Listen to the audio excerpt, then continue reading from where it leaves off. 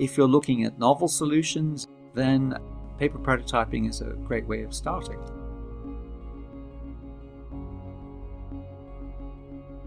Paper prototyping is something that I don't think people really take very seriously, but they should do. It's a wonderful approach.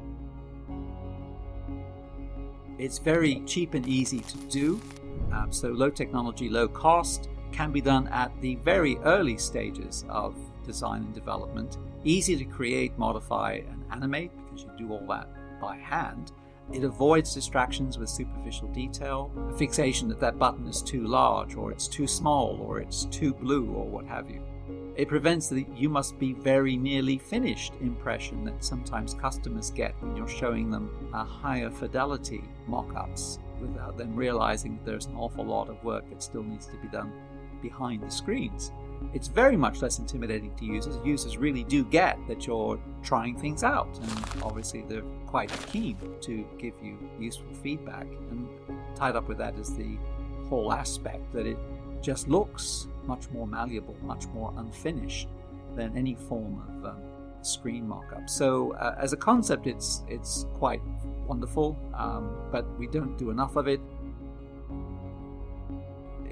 It's not something you would actually do in an area where you're revisiting the same solution. So if your organization produces a lot of e-commerce sites and you've done this particular kind of solution 10 times before, then obviously no need to paper prototype. But if you're looking at novel solutions, if you're the next big startup and you want to make sure that people understand your proposition and they know how to work with it, then paper prototyping is a great way of starting.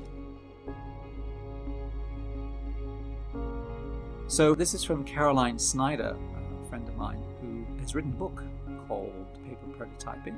It's not a fantastically long or detailed book, but it does go through all the basics. And you can see, just looking at this particular screenshot, or paper shot even, it's not of a screen, of course, it's showing little strips of paper that have been tacked on. And you can see that the cross on the highlighted with color has just been applied with some sticky tape, literally. And the text in the box underneath has been done the same way, and it's just all done with users, with a user typically, and an agreed script and an agreed set of pages, and you ask users to interact as if this was for real, and they tell you what they would do, and you play act it.